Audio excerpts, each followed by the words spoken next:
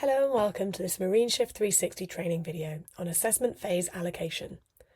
In this video, we will go through how to correctly allocate the production and end-of-life phases of your assessments to the appropriate life cycle stages of your project.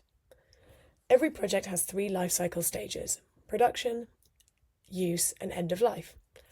Here in the dashboard, you can see your project's impact assessment broken down by life cycle stage. This can help you to identify which areas of your project's life cycle have the most significant impact and where you will want to make changes and improvements. How you allocate your assessment to each life cycle stage will impact how your results are shown in this dashboard and then in your LCA report as well.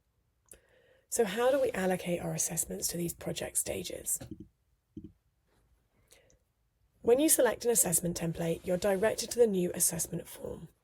Here you'll name your assessment and then select which project lifecycle stages you'd like to allocate production and end-of-life phases of your assessments to. Where you allocate these will affect how your impact results are displayed in the Marine Shift 360 dashboard. To help you allocate your results properly, click here to view the phase allocation diagram. This diagram uses the example of a sail assessment in a yacht project. At the top, the diagram outlines the 3 project lifecycle stages: production, use, and end of life. Where you allocate the production and end of life of your assessment will vary depending on your specific project and assessment. So let's talk through a few example scenarios. In scenario A, the yacht retains its sail for its entire lifetime.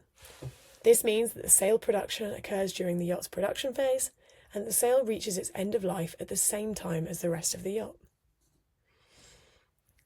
In scenario B, the original sail reaches the end of its life during the use phase of the yacht. This means that, as with scenario A, the sail is produced at the same time as the rest of the yacht, but it's disposed of before the yacht reaches the end of its life, i.e., while the yacht is still in its use phase. In scenario C, the yacht acquires a new sail during the use phase. The sail lasts until the end of the yacht's life.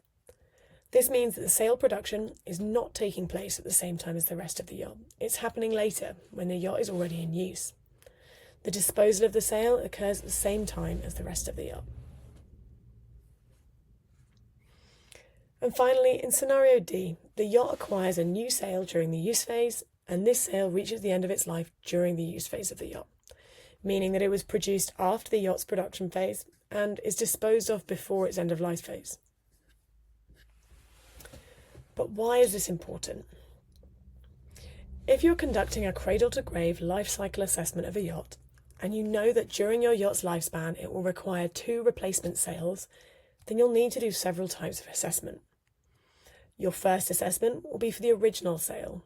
This is produced with the yacht and will reach the end of its life during the yacht's use phase, just like scenario B. A second assessment will be needed for replacement sail number 1. When the original sail reaches the end of its life during the use phase, the user will purchase a new sail during the use phase of the yacht. This sail will reach the end of its life during the use of the yacht and will be disposed of, like in scenario D. Finally, you'll need to create a third assessment for replacement sail number 2. When replacement sail number 1 reaches the end of its life during the use phase, the user will purchase a new sail during the use phase of the yacht.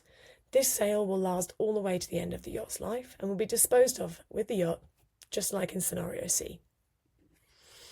Now that you understand where to allocate your assessments, production and end-of-life phases, you can complete your new assessment form.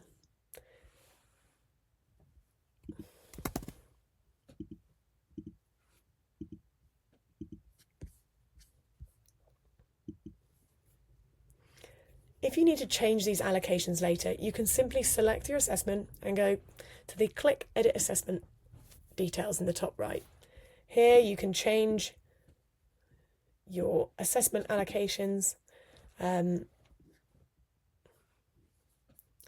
many times as you need to. Click Save to finalise your edits. That's all for this video. Thank you for watching.